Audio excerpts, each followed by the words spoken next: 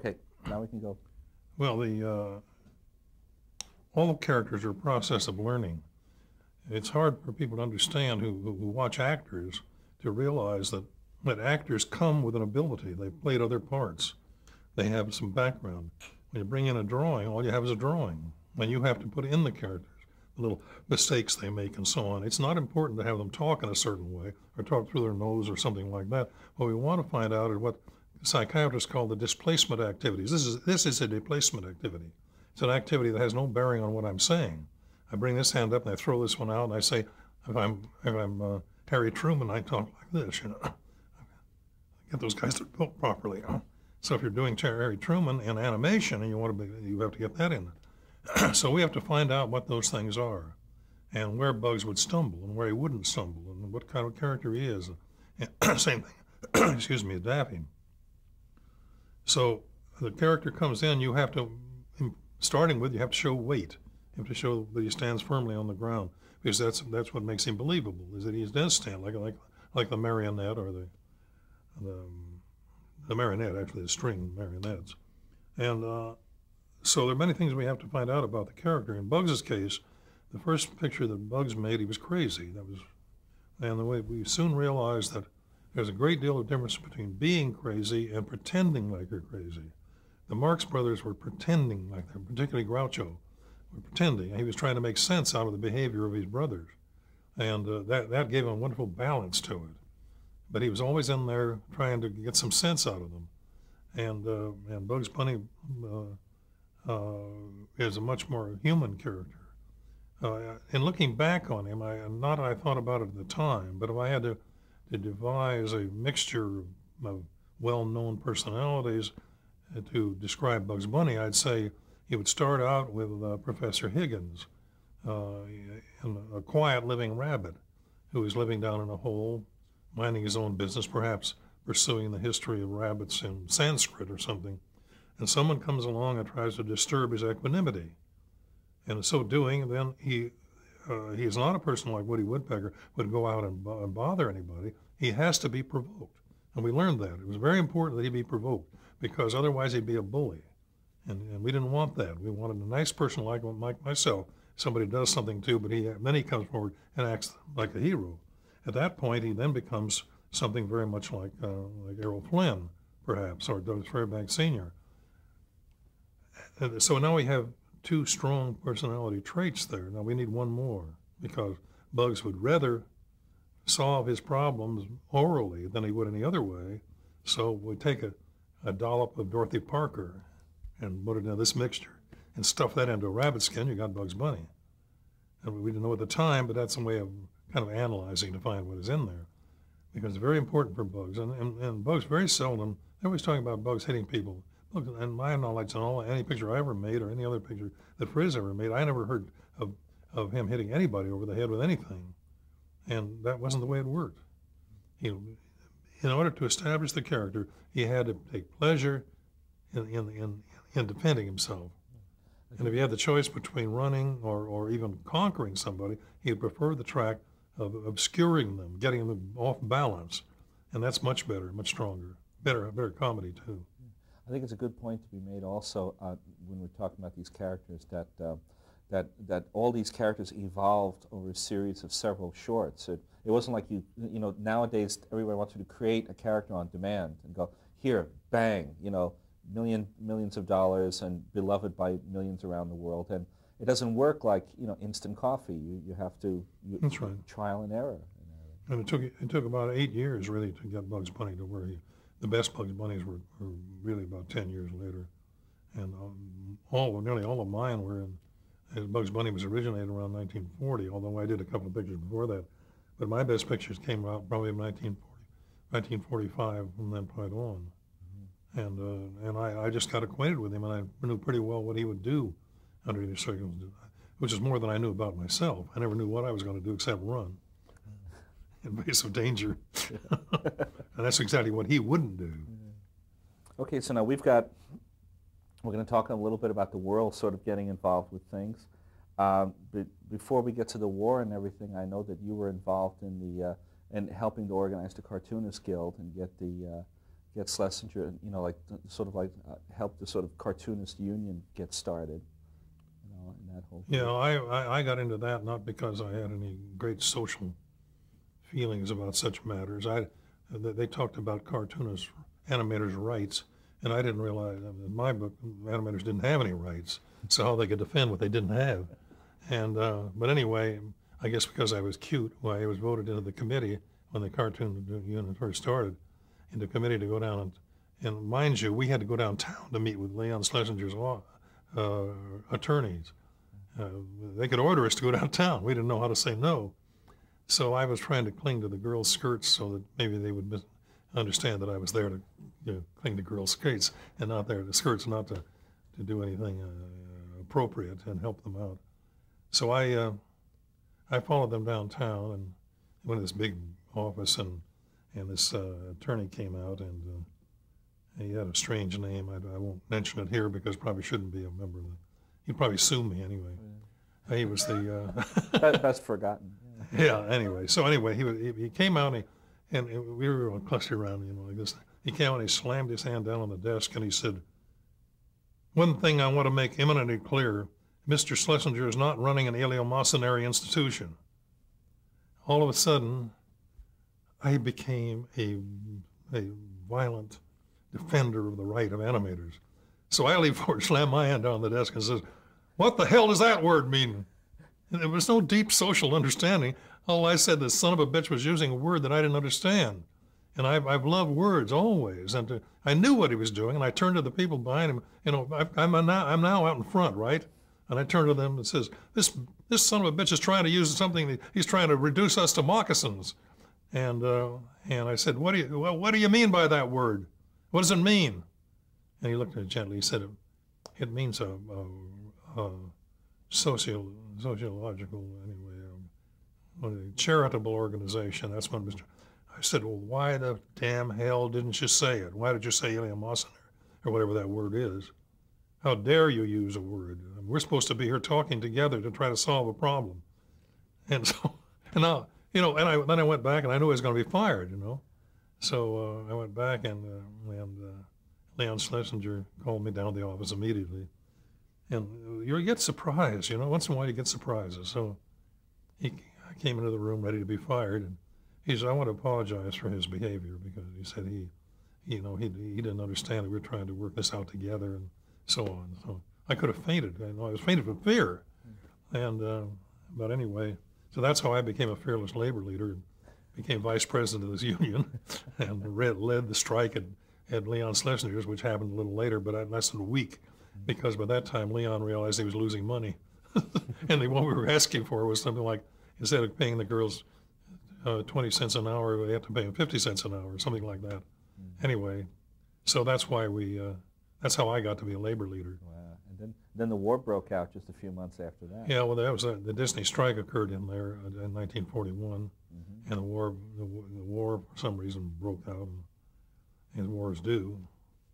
Anyway, so I can't take any credit for doing anything. And my father's teaching me a love for words was what made me so angry. That's good. We never know, do we? No. What will do that? Yeah. What will give guts to your?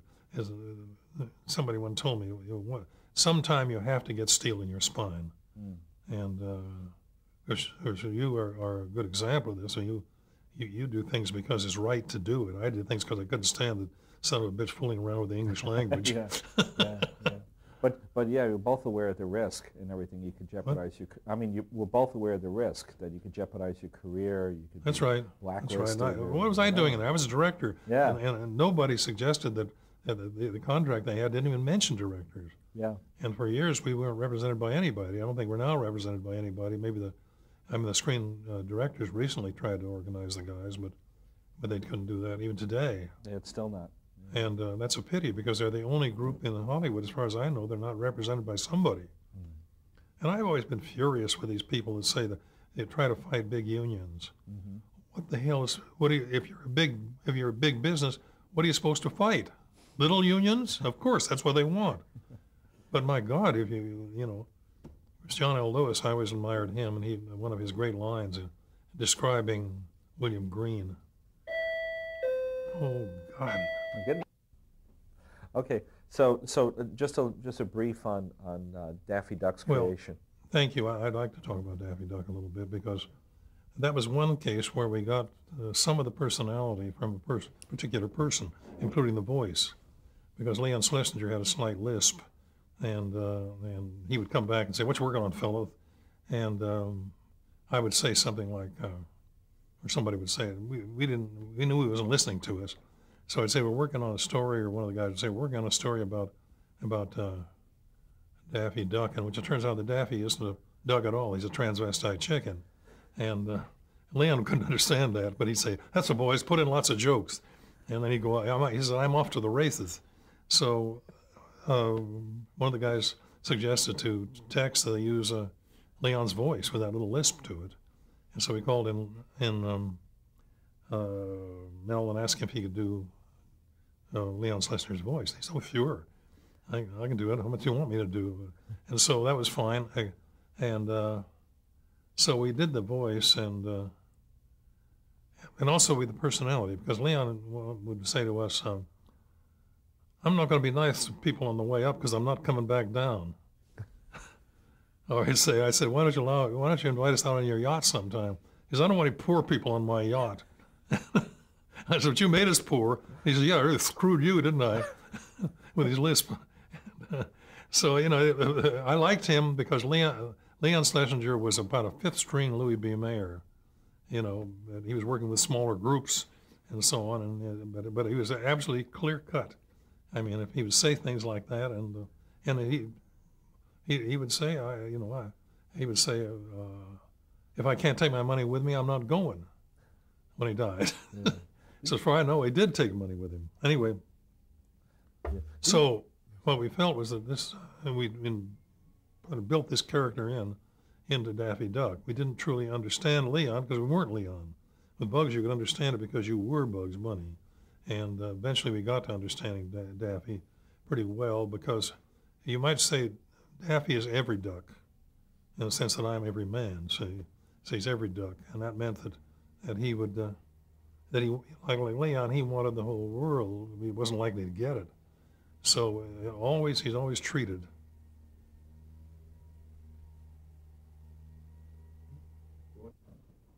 Okay. So the difference between Daffy Duck and Bugs Bunny is very simple, and not too simple, but it's simple enough. And that is that Bugs is a comic hero. Daffy is a comic loser. And if you think about the history of all comics, you find that most of them fall into the latter category. There's nearly Chaplin and Keaton and all the rest of them were losers. But once in a while, and most notably, it happened one night that the two lead characters were also the lead characters, and they were also comic relief. In fact, Capras was told afterward, he said, for the first time, you didn't have somebody that played comedy, and you didn't really have a villain. The villain was the establishment, and the comic hero was carried by the two leads. And that was very unusual because nearly all features had somebody like Gabby Hayes, So that's why when we did Westerns, we'd have Daffy riding his horse, and it'd say, Western type hero. And then afterward, Porky Pig playing his banjo, and it says comic relief in a comedy. That got a laugh. Anyway, so you might say if you dream, as I would dream about being Bugs Bunny and wake up and find I'm in bed and I'm Daffy Duck. And because I understand Daffy Duck, everybody understands Daffy Duck, because all of the mistakes you make are the kind of mistakes he made. I think what you have to do is find a character like that, expand him out, and he becomes very believable. We all understand that. And, cursing people, cursing things, like we do, a car doesn't work very well, but I noticed when I was a kid that the next door neighbors would have an automobile, a Studebaker, whatever it was at that time. The guy would have it for 2 or 3 years, and he'd curse every day that he would work with it. You see it in England all the time, where they have people still drive old cars, and you'll see them out there cursing it. So at the end of 3 years, what do? They go buy another Studebaker, because they're familiar with the mistakes, you see. I mean, I see, that's my observation at any rate. They care about it, and it's better to go out into, you understand it. You don't have to go into any other unplowed land. Okay, so one day you woke up and the war had broken out, and you now found yourself, which were drafted, and they started to organize the Army Signal Corps, or the motion picture units were mobilized, to help with the war effort, and that's where you met Ted Geisel. Yeah, well, I wasn't drafted. Oh, you weren't drafted? No, I wasn't. I worked on those films, but Wow. but I was 29 years old and I had a daughter. And thank goodness. I mean, I was perfectly willing to go if I were drafted, Oh, just like everybody else was. Yeah. But there wasn't one person in our unit except Jack Phillips, who was a terrible flyer, who volunteered. Yeah. They were all drafted, and I think that's probably true of most wars. You don't want to go, but you go if you have to. So I would have gone, I suppose, although I'm glad I didn't, because when I made these training films, I was certain that it saved at least one life, mine, which I didn't take that sardonically. I just knew that was my little joke about it, because I tried to make good pictures, and it turned out some of them did save, supposedly saved a few lives. And by teaching them through animation. Now look, here was the problem they had, that if you took live action and you had a bunch of soldiers trying to act, they couldn't act, and they were unbelievable. If you took an actor and put him in and pretended like he was a soldier, the soldier audience knew they weren't actors, they weren't soldiers, and they didn't trust a film which put somebody in that position. I mean, John Wayne's a good example of that. People, and down in Orange County, they believe that John Wayne was a hero. They forget he was playing heroes. He wasn't a hero. He wasn't in the service. That's all right. He wasn't drafted, so anyway, he wasn't in the service. So I was assigned to work with Dr. Seuss. Ted Geisel was his name, to work with him on a thing called Private Snafu. And you know the situation normal all fouled up, and he wasn't fouled up, but that's where the snafu came from. And we got one later. It's called Fubar, and that was really a bad soldier. It was fouled up beyond all recognition. Fubar. But Ted was a wonderful guy, and I got well acquainted with him. We lived together. It was surprising at that time. He was fairly early in his career writing books, and he told me at that time, if he could ever get royalties of $5,000 a year, he said I wouldn't have to worry anymore. $5,000 a year. $5,000 a day is about what he gets out of stuff. So I got acquainted with him, and we worked, and I think we did 25 or 30 of these snafu pictures, which were meant to save soldiers' lives. It wasn't meant to. It had very little to do with aggression. It had to do with taking Atabrine and using your mosquito net and stuff like that. But then when we would try to get it into a focus, something where the soldiers who normally went in to see a picture, were so pooped out and so dull, and the pictures were made by some Army colonel who thought he was a director, and terrible. So we were allowed to use certain words that we couldn't use on the screen then, and maybe not even now. But we would, like we were doing one about the invasion of the Japanese through the islands up in the The Aleutians? Aleutian Islands, yeah. And there was a pretty good idea they might do it. So we made a picture about and we opened up with the narrator and the wind blowing and snow flying through and everything, and the narrator said cold, vroom, doom, cold. He said it was cold enough to freeze the nuts off a Jeep. And we got to a Jeep and a couple of nuts would fall. But they had our attention, right? Yeah. And names like that. And when we did one on mosquitoes for the guys in the South, we made it out that the mosquitoes were like camp followers. They were a bunch of warlocks that were following the army down to the South Pacific. And we got a great old actress named Marjorie Rambeau, who had this wonderful husky voice. And we called her Annapolis Annie. And she had this herd of whores. We were supposed to go and hit the soldiers. And it worked, you see. And we showed one of these guys lining up on Snafu, who, like a damn fool, was bathing in a forest jungle pool, which they were forbidden to do. And he was washing himself, and she lined up, this mosquito lined up. He looked like this gun sight lined up, in the windage sight and signed up. And on his bottom, you see. And so she said, I hit the soft underbelly of the Snafu. and she winds up and goes like that, zoom, and down she comes, and just then Snafu bends over, and she goes right by his butt and flies over and hits a tree, and the tree goes through all the throes of yellow fever. Well, I tell you, they bought it because this tree went into the agonies of it turned all colors, and then it heated and stuff came out of it, and all this thing, the tree is bending over, holding itself, and then it went frozen, and the leaves went out, and there were icicles hanging from it, and we made it very dramatic, you know, and didn't hit it any harder than that. This is what it's like if you get hit with one of those guys, you know, malaria, yellow fever. Well, it worked, and the Army was very, very pleased with it. And also one of the things they did, nobody's ever been wise enough to do it since then, is to make using the pictures, was to take a booklet from scenes in the picture and with the dialogue. And that was given to each guy as he went out.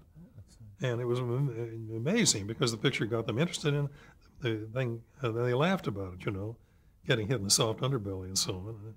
And it made them look like a damn fool if they didn't take their outer brain or didn't examine their mosquito netting and things like that. And that's what we intended. And so we made a lot of pictures, and then we did some private snafu.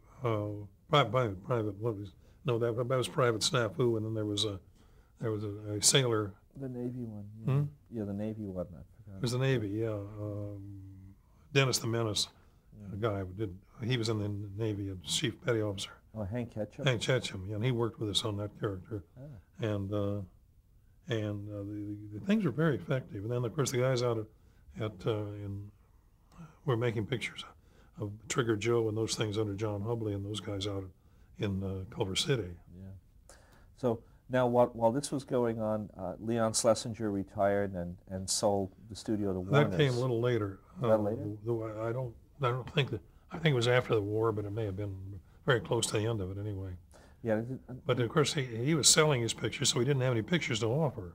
Yeah. But what he did have was this staff, which he apparently didn't think much of, because he as I ran into it recently, and it may be true or not true, and of course it was a different time, money was worth a lot, but I understand that he sold the whole thing to Warner Brothers, the whole staff, for $336,000, including all that talent.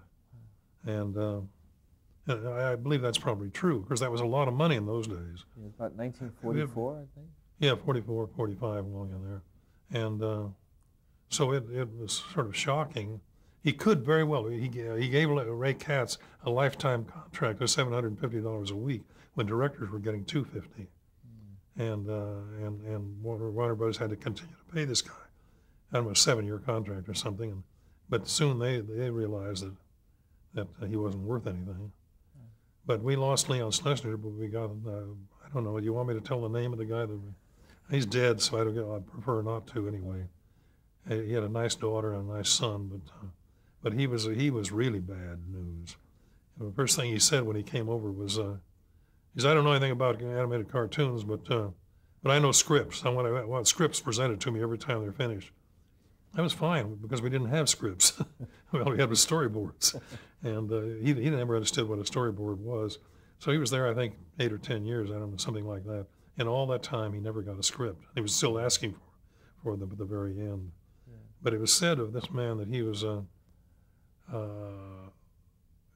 kind of a guy who was always nice to the man above him. It was good. Yeah. And there were a lot of bad things about him. He was a very bad man. Yeah. And he thought he could bully people into making cartoons. Yeah. But we already had control. We knew after working with Leon that we didn't want that kind of help. Yeah. And he was pure evil. So although we had some differences within each other, and 1 or 2 guys tried to butter up to him, you know, and that was all right. Yeah. But anyway, we continued to make pretty good pictures. Went up to 1963. Now, to tell you why it closed in 1963, according to Frizz, was in about 1948 or long in there. I've been directing for 15 years. I started directing in 37. My first picture came out in 38. So 15 years later, while this new producer decided that the director should meet Jack and Harry Warner. We never met them, you see, all those years. Yeah. And so we went trotting in there at his heels to the private dining room, which is kind of like, if you can imagine eating lox at the Last Supper, you'd realize the way he looked at it.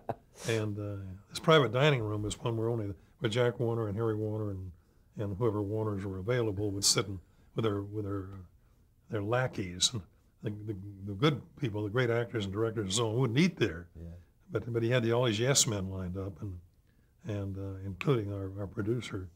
And so we went over, and he walked in the room, and there were these guys sitting around this long table, and he said, boys, I want you to meet my boys.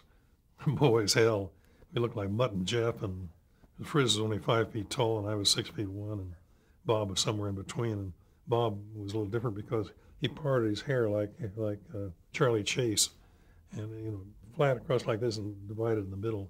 And so I want you to meet our boys. And some of them looked up, and some of them spat, and some of them threw up, as far as I know. But Jack Warner looked up, and he says, "Good God," he said, I don't know where our goddamn cartoon studio is. And Harry, there was a hesitate, and then Harry Warner said, "Well, the only thing I know about our cartoon studio is that we make Mickey Mouse." He did. He said that, and so I wasn't going to argue with him. I said, I told him, "Well, thank you. We'll make the best Mickey Mouses we know how," which is right. We would.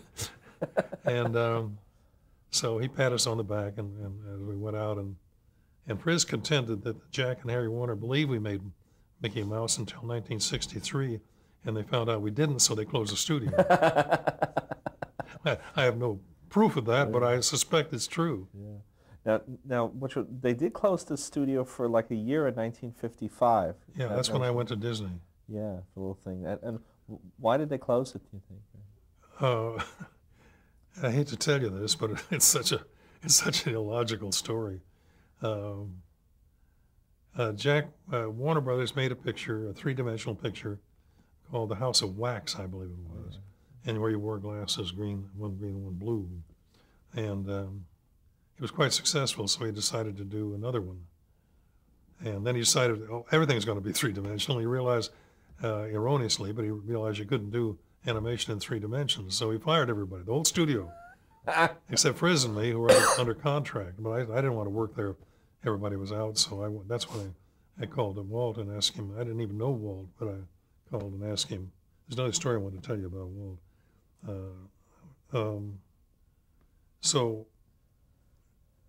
Here's the beautiful part of it, and it has nothing to do with animation.